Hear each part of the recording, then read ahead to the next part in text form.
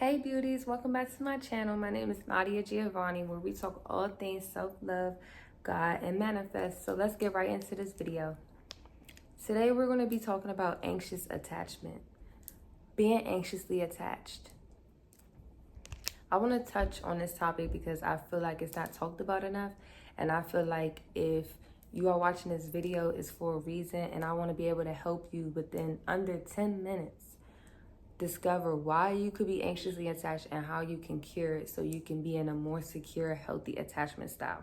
We are going into 2025, and I don't want a lot of people to be anxiously attached. I don't want that to affect how you view yourself, because being anxiously attached is really toxic to not only others but to yourself, and it can stunt your growth. So I want to be able to help you discover how to stop that and put that to an end. And if you haven't already, make sure you check out my $5 ebooks. I'm selling it for $5 right now. It's in my bio, and I'm going to pin it to this video. And I also have a book recommendation. It is called Overcoming Anxious Attachment by Shira Hampton. I got this off of Amazon. This right here, reading this and being anxiously attached, by the time I was done reading this, I didn't feel like I was anxiously attached anymore. And I want you to be able to get this book. So this is a really good book. Make sure you guys check this book out. I'll make sure to pin this to the comment section as well. Anxious attachment wound is linked to low self-worth, self-doubt, and insecurities. It stems all the way from your childhood. So if you was raised in a toxic environment, if you was raised in a single household where maybe your parents struggled and you just felt like you couldn't depend on your caregiver as much, that could have caused you to be anxiously attached. And I want to make sure to pin the definition of what anxious attachment is so you can understand what it is. If you don't know if you're anxiously attached, ask yourself these two questions. Do I feel a sense of loneliness when I'm by myself? Do I feel like I cling to people more? Do I feel like my identity is wrapped around others' validation? If you don't know if you're anxiously attached, ask yourself these few questions. Is my self-image surrounded by other people's validation?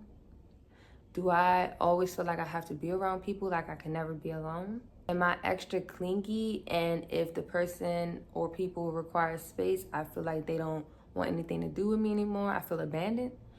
If you always feel a trigger of feeling abandoned, even when it's not really given that in the situation, then maybe you're anxiously attached. A lot of people don't know that they're anxiously attached until they are told, and until something happens to make them realize, like, I'm really anxiously attached. I'm really overly attached to this person or people or things. It don't always have to be a relationship. It could be a job. It could be your family. It could be anything. Anxious attachment wound, it could be linked to anything in your life. Food, you'll never know. Money, it is linked to a lot of things. So you have to understand what anxious attachment is so you can heal it, because once you heal your anxious attachment wound, you will be set free in ways you never knew you could be. The only way to break free from your anxious attachment is to become secure. So there is a quiz online that you can do, and it'll ask you a few questions, and then it'll tell you if you're more so anxious or if you're more so secure. And if you're more so anxious, then you have to do the inner work and dig deep on why you're so anxiously attached, because you'll never realize that you'll think you're healed. You'll think you're healed from something from your childhood, when the whole time that could be what's making you so anxiously attached. You have to dig deep and realize what it is that is making you anxiously attached. And something that I've learned from healing from childhood trauma is forgiving yourself, giving yourself grace. Every time you feel yourself being yourself up to a certain degree, give yourself grace.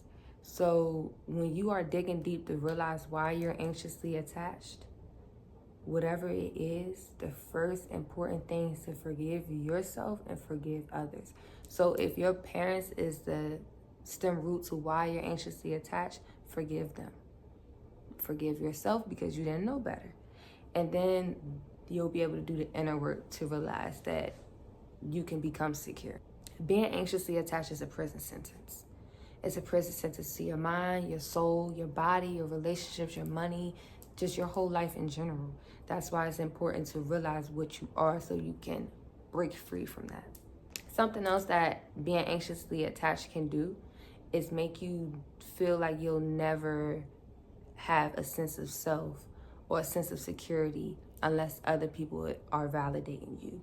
So you'll never feel like you can trust yourself because you need others to be able to trust you and give you that validation and be able to trust yourself.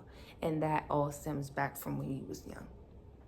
You should be able to trust yourself, trust your decisions, trust being alone, enjoy your own company. If you feel like you can't do any of those things, then you have to discover what you can do to break free from that, because it is not easy to break free from it. But if you do the inner work every single day, it will happen. Just have faith. A practice that has helped me go from anxious to more secure is I will go on Pinterest and I will look up anxiously attached affirmations, recite affirmations. I trust myself. I love myself. Give yourself more love than you usually do during this time while you're unraveling, learning how not to be anxiously attached and how to be more secure. Give yourself more compassion and love, more grace than any other time, because you will need it during this time. It's not hard to break free from it, but you can do it. If I can do it, you can do it. I trust and I'm proud of you, and I know that you can do it. So give yourself a high five right now, because you will do it. 2025 is all about being secure. It's all about learning about yourself so you can have a better life for yourself. Also, something that being anxiously attached can do, it can cause you to have an inconsistent self-image of yourself. So one day you can feel worthy, you can feel beautiful. The next day you feel like, oh, nobody's talking to me. Oh, I'm not worth it. Oh, I'm ugly. I'm this, I'm that. That is what being anxiously attached will do to you. So when you find yourself in those stages and in that mindset, you have to flip it to something positive. Oh, I look beautiful today. Oh, I love myself. I love my alone time. Oh, today is a great day. Meditate. Just fight it with self-love, giving yourself more love. That is the key. Giving yourself more love during this time and giving yourself grace until you become secure. The only way you can cure your attachment style is by going back to the root cause of it. And if you don't know, sit with yourself. Sit with yourself for a couple of days. Just think about what could have caused me to be so dependent on others for self-worth and so dependent on others for validation. Why can't I just give it to myself?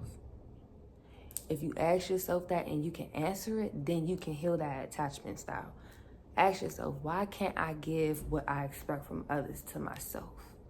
Because once I can give it to myself, I won't need it from other people. And then I'll be secure within myself. Then you'll be undefeatable. Then you'll have better relationships in all aspects of your life, because you are learning how to trust and love yourself. How do you kill anxious attachment wound?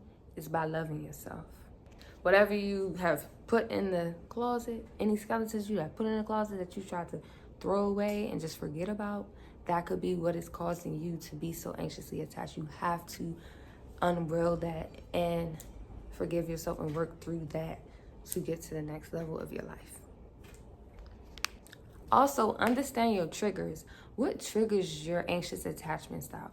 What triggers you to jump into anxiety due to your anxious attachment style?